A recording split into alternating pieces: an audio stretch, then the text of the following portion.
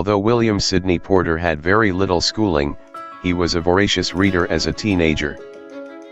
"I did more reading between my 13th and 19th years," he wrote, "than I have ever done in all the years since, and my taste at the time was much better than it is now. For I read nothing but the classics." This literary background proved valuable when, as a man in his late 30s, he was imprisoned in an Ohio federal penitentiary in 1898 after fleeing to Honduras as a fugitive on a charge of embezzling from the bank in Austin, Texas, where he had been an employee. During his exile and subsequent 3-year incarceration, he wrote his first stories and, through an intermediary, placed a number of them in magazines under various pen names, particularly as O. Henry. During the decade after he was released from prison in 1901, until his death in 1910. The newly reformed O. Henry wrote between 300 and 500 stories, a count that varies depending on which of his works are considered stories.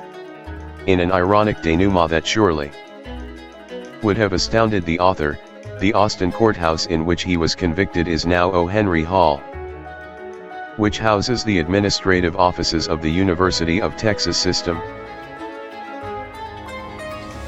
O. Henry became especially famous for twist endings, for creating endearingly humorous characters, and for fabricating new words and instantly understandable malapropisms.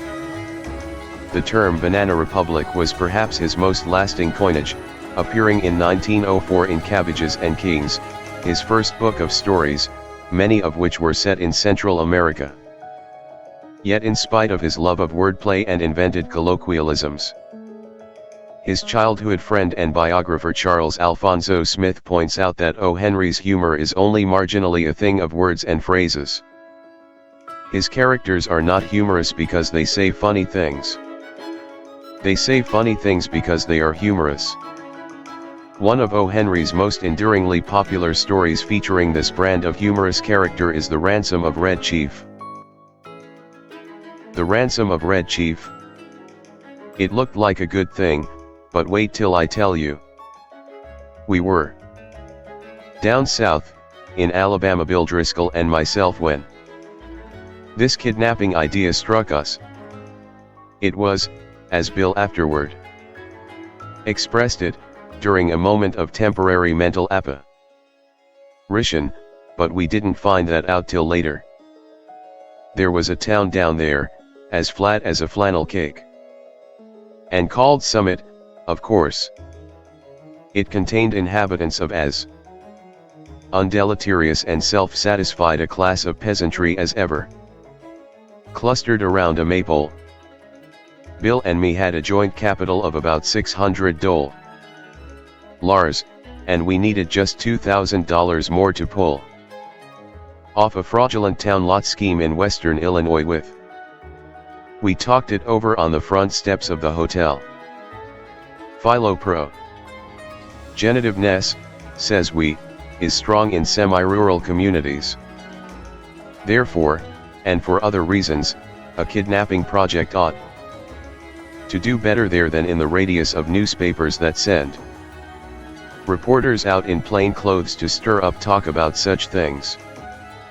We knew that Summit couldn't get after us with anything stronger than constables and, maybe, some lackadaisical bloodhounds and a diatribe or two in the Weekly Farmer's budget. So, it looked good. We selected for our victim the only child of a prominent citizen named Ebenezer Dorset.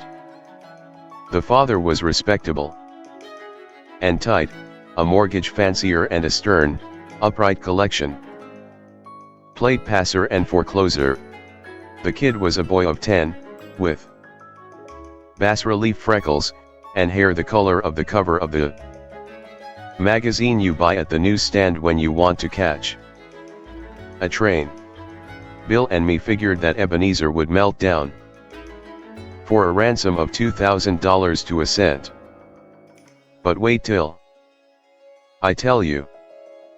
About 2 miles from Summit was a little mountain, COV, aired with a dense cedar brake. On the rear elevation of this Mountain was a cave. There we stored provisions. One evening after sundown, we drove in a buggy past old Dorset's house. The kid was in the street, throwing rocks at a kitten on the opposite fence. "Hey, little boy," says Bill, "would you like to have a bag of candy and a nice ride?" The boy catches Bill neatly in the eye with a piece of brick. "That will cost the old man an extra $500, says Bill, climbing over the wheel. That boy put up a fight like a welterweight cinnamon bear, but, at last, we got him down in the bottom of the buggy and drove away. We took him up to the cave, and I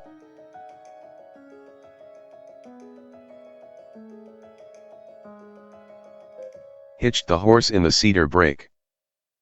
After dark I drove the buggy to the little village, 3 miles away, where we had hired it, and walked back to the mountain. Bill was pasting court plaster over the scratches and bruises on his features. There was a fire burning behind the big rock at the entrance of the cave, and the boy was watching a pot of boiling coffee, with 2 buzzard tail feathers stuck in his red hair. He points a stick at me when I come up, and says, "Ha! Cursed paleface, do you dare to enter the camp of Red Chief, the terror of the plains?" "He's all right now," says Bill, rolling up his trousers and examining some bruises on his shins. "We're playing Indian. We're making Buffalo Bill's show look like Magic Lantern views of Palestine in the town hall. I'm old Hank, the trap. Poor, Red Chief's captive, and I'm to be scalped at daybreak. By Geronimo. That kid can kick hard." Yes, sir, that boy seemed to be having the time of his life. The fun of camping out in a cave had made him forget that he was a captive himself.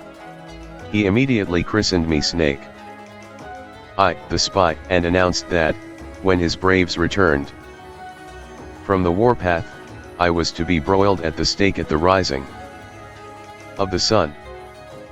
Then we had supper, and he filled his mouth full of bacon and bread and gravy, and began to talk. He made a during dinner speech something like this: "I like this fine.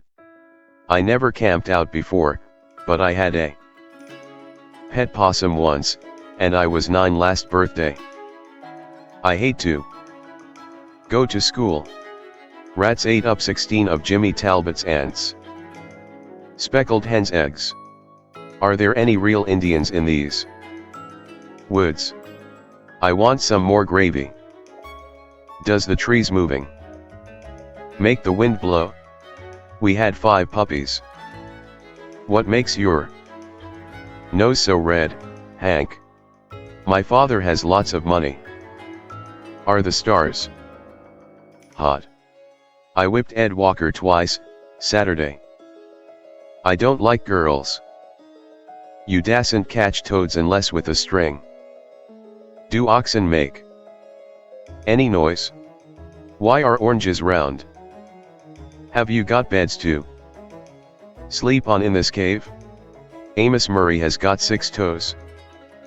A parrot can talk, but a monkey or a fish can't. How many does it take to make 12? Every few minutes he would remember that he was a pesky redskin, and pick up his stick rifle and tiptoe to the mouth of the cave to rubber for the scouts of the hated pale face. Now and then he would let out a war whoop that made old Hank the Trapper shiver. That boy had Bill terrorized from the start. "Red Chief," says I to the kid, "would you like to go home?" "Ah, what for?" says he. I don't have any fun at home. I hate to go to school. I like to camp out. You won't take me back home again, Snake Eye, will you? Not right away, says I will stay here in the cave a while. All right, says he. That'll be fine. I never had such fun in all my life.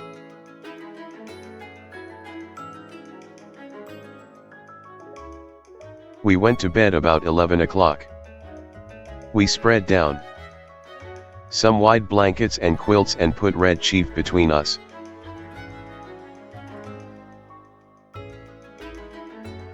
We weren't afraid he'd run away. He kept us awake for 3 hours, jumping up and reaching for his rifle and screeching. Hissed. Pard, in mine and Bill's ears, as the fancied crackle of a twig or the rustle of a leaf revealed to his young imagination the stealthy approach of the outlaw band. At last, I fell into a troubled sleep, and dreamed that I had been kidnapped and chained to a tree by a ferocious pirate with red hair. Just at daybreak, I was awakened by a series of awful screams from Bill. They weren't yells, or howls, or shouts, or whoops, or yawps, such as you'd expect from a manly set of vocal organs. They were simply indecent, terrifying, humiliating screams, such as women emit when they see ghosts or caterpillars. It's an awful thing to hear a strong, desperate, fat man scream incontinently in a cave at daybreak. I jumped up to see what the matter was. Red Chief was sitting on Bill's chest, with one hand twined in Bill's hair.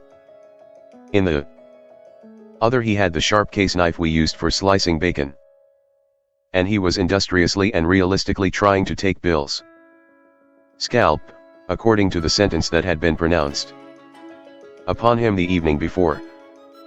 I got the knife away from the kid and made him lie down again.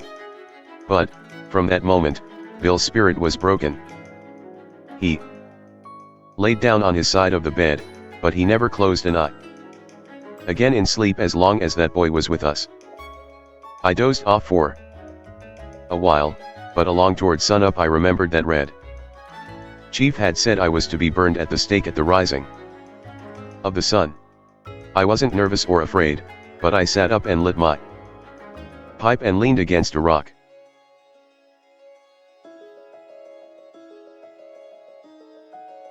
"What you getting up so soon for, Sam?" asked Bill. "Me," says I. "Oh, I got a kind of a pain in my shoulder. I thought sitting up would rest it." "You're a liar," says Bill. "You're afraid you was to be burned at sunrise, and you was afraid he'd do it. And he would, too, if he could find a match. Ain't it awful, Sam? Do you think anybody will pay out money to get a little imp like that back home?" "Sure," said I. "A rowdy kid like that is just the kind that parents dote on. Now, you and the chief get up and cook breakfast, while I go up on the top of this mountain and reconnoiter." I went up on the peak of the little mountain and ran my eye over the contiguous vicinity.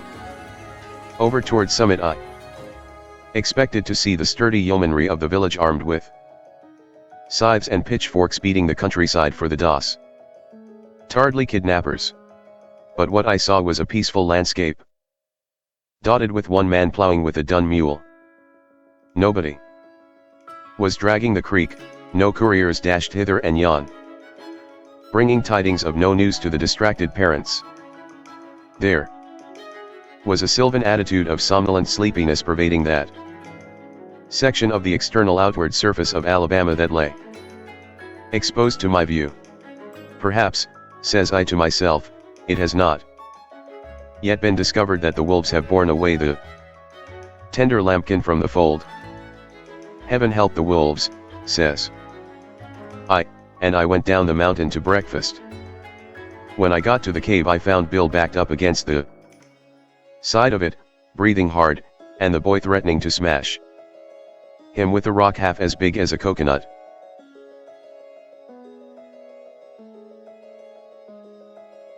He put a red-hot boiled potato down my back," explained Bill, and then mashed it with his foot, and I boxed his ears.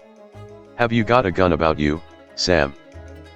I took the rock away from the boy and kind of patched up the argument. "I'll fix you," says the kid to Bill. "No man ever yet struck the Red Chief but what he got paid for it.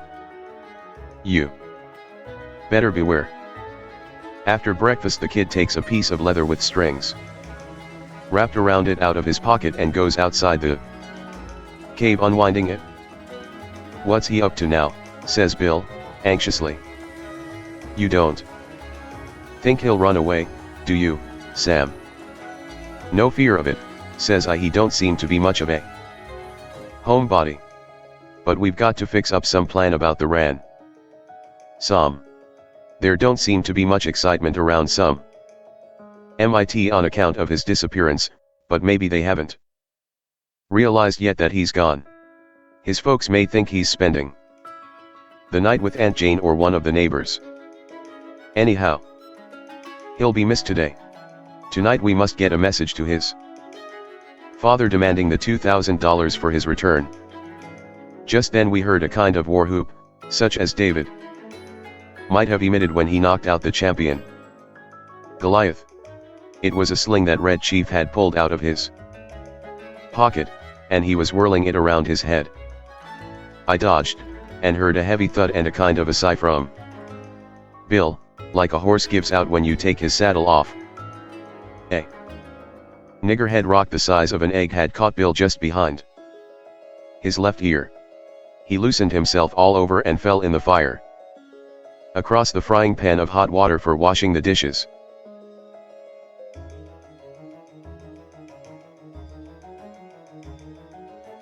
I dragged him out and poured cold water on his head for half an hour. By and by, Bill sits up and feels behind his ear and says, "Sam, do you know who my favorite biblical character is?" "Take it easy," says I. "You'll come to your senses presently." "King Herod," says he. "You won't go away and leave me here alone, will you, Sam?" I went out and caught that boy and shook him until his freckles rattled. "If you don't behave," says I, "I'll take you straight home. Now, are you going to be good, or not?" "I was only funning," says he sullenly. "I didn't mean to hurt old Hank. But what did he hit me for?" "I'll behave, Snake Eye, if you won't send me home, and if you'll let me play the Black Scout today." "I don't know the game," says I. "That's for you and Mr.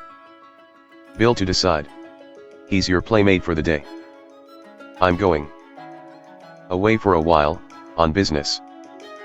Now, you come in and make friends with him and say you are sorry for hurting him, or home you go, at once." I made him and Bill shake hands, and then I took Bill aside and told him I was going to Poplar Cove, a little village 3 miles from the cave, and find out what I could about how the kidnapping had been regarded in Summit. Also, I thought it best to send a peremptory letter to Old Man Dorset that day, demanding the ransom and dictating how it should be paid. "You know, Sam," says Bill, "I've stood by you without batting an eye in earthquakes, fire, and flood in poker games, dynamite outrages, police raids, train robberies and cyclones. I never lost my nerve yet till we kidnapped that two-legged skyrocket of a kid. He's got me going. You won't leave me long with him, will you, Sam?" "I'll be back sometime this afternoon," says I. "You must keep the boy amused and quiet till I return. And now we'll write the letter to old Dorset." Bill and I got paper and pencil and worked on the letter, while Red Chief, with a blanket wrapped around him, strutted up and down, guarding the mouth of the cave. Bill begged me tearfully to make the ransom $1,500 instead of $2,000. I ain't attempting, says he, to decry the celebrated moral aspect of parental affection, but we're dealing with humans, and it ain't human for anybody to give up $2,000 for that 40-pound chunk of freckled wildcat. I'm willing to take a chance at $1,500. Lars, you can charge the difference up to me. So, to relieve Bill, I acceded, and we collaborated a letter that ran this way. Ebenezer Dorset, ESQ. We have your boy concealed in a place far from some MIT. It is useless for you or the most skillful detectives to attempt to find him. Absolutely, the only terms on which you can have him restored to you are these: we demand $1,500 in large bills for his return, the money to be left at midnight tonight at the same spot and in the same box as your reply as hereinafter described. If you agree to these terms, send your answer in writing.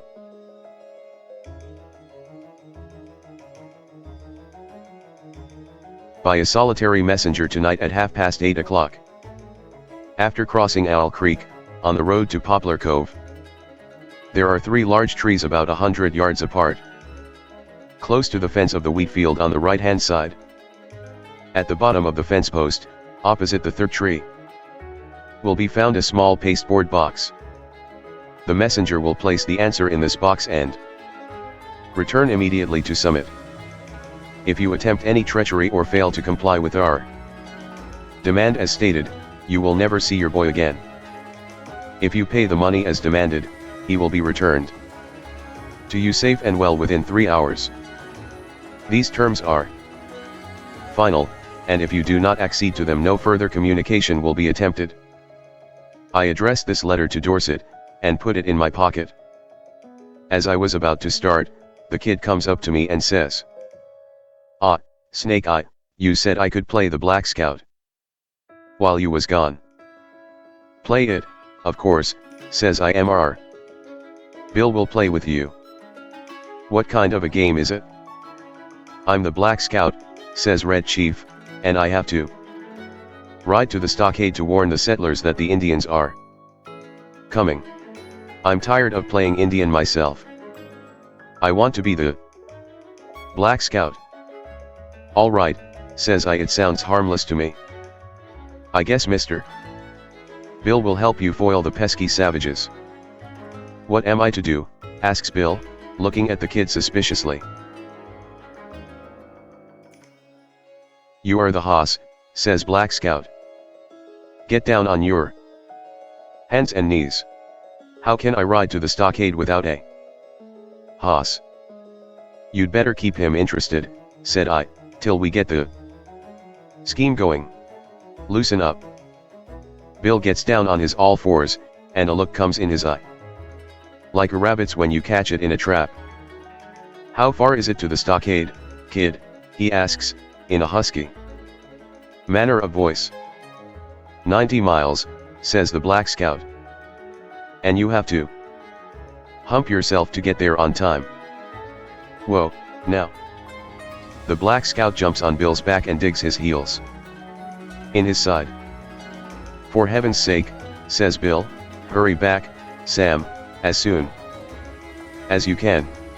I wish we hadn't made the ransom more than $1,000. Say, you quit kicking me or I'll get up and warm you good."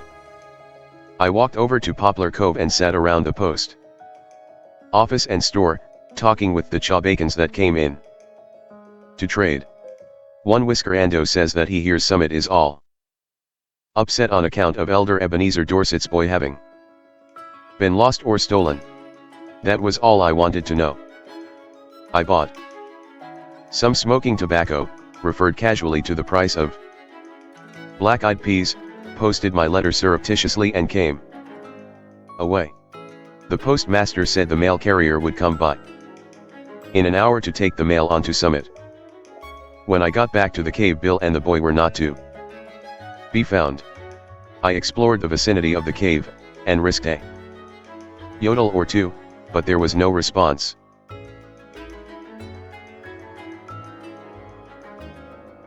So I lighted my pipe and sat down on a mossy bank to await developments.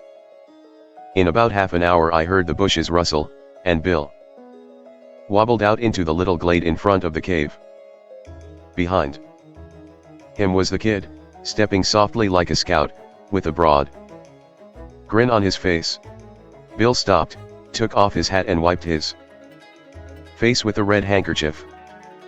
The kid stopped about 8 feet behind him. "Sam," says Bill, "I suppose you'll think I'm a renegade. But I couldn't help it. I'm a grown person with masculine proclivities and habits of self-defense, but there is a time when all systems of egotism and predominance fail. The boy is gone. I have sent him home. All is off. There was martyrs in old times," goes on Bill, "that suffered death rather than give up the particular graft they enjoyed. None of 'em ever was subjugated to such supernatural tortures as I have been. I tried to be faithful to our articles of depredation, but there came a limit." "What's the trouble, Bill?" I asks him. "I was rode," says Bill, "the 90 miles to the stockade. Not barring an inch. Then, when the settlers was rescued, I was given oats. Sand ain't a palatable substitute. And then, for an hour I had to try to explain to him why there was nothing in holes, how a road can run both ways and what makes the grass green. I tell you, Sam, a human can only stand so much." I takes him by the neck of his clothes and drags him down the mountain. On the way he kicks my legs black and blue from the knees down, and I've got to have 2 or 3 bites on my thumb and hand cauterized. "But he's gone," continues Bill, "gone home.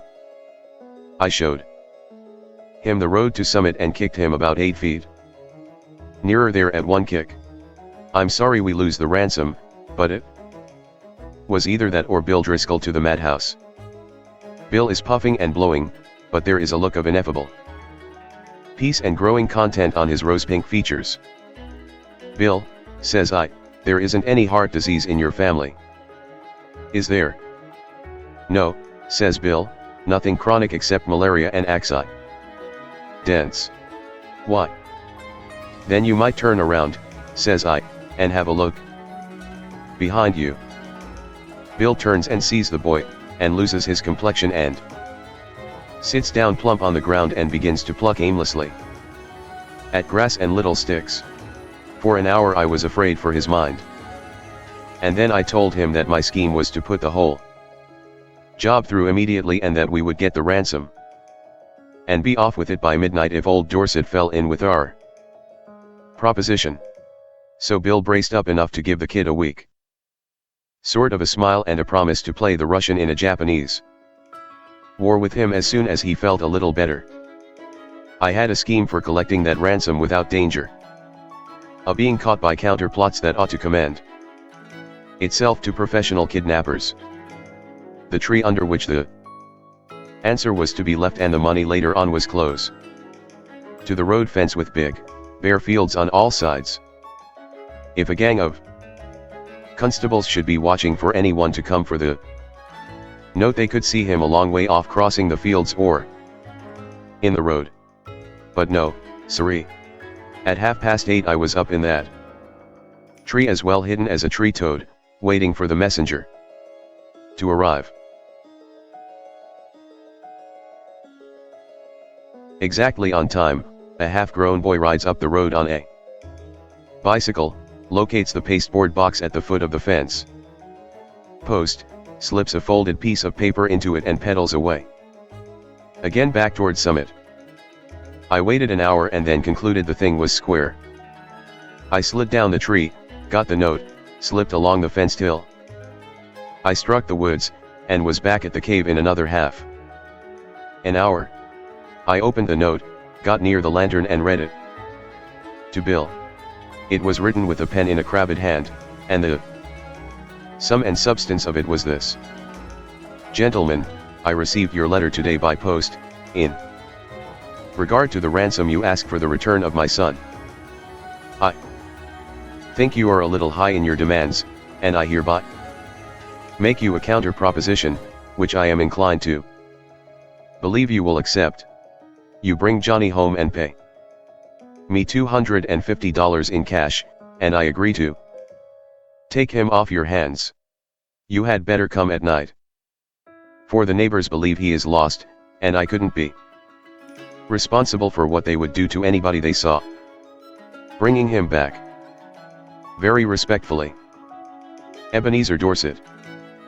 Great Pirates of Penzance, says I, of all the impudent.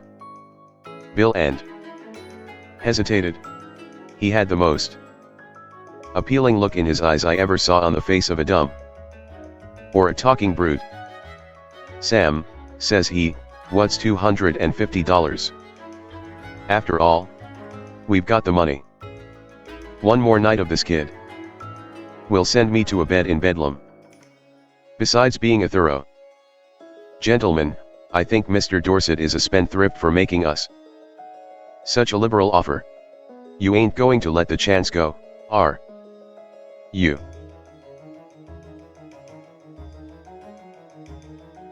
Tell you the truth, Bill, says I, this little he-you lamb has somewhat got on my nerves too. We'll take him home, pay the ransom and make our getaway. We took him home that night. We got him to go by telling him that his father had bought a silver-mounted rifle and a pair of moccasins for him, and we were going to hunt bears the next day. It was just 12 o'clock when we knocked at Ebenezer's front door, just at the moment when I should have been abstracting the $1,500 from the box under the tree. According to the original proposition, Bill was counting out $250 into Dorset's hand. When the kid found out we were going to leave him at home, he started up a howl like a calliope and fastened himself as tight as a leech to Bill's leg. His father peeled him away gradually, like a porous plaster. How long can you hold him? Asks Bill. I'm not as strong as I used to be, says old Dorset, but I think I can promise you 10 minutes.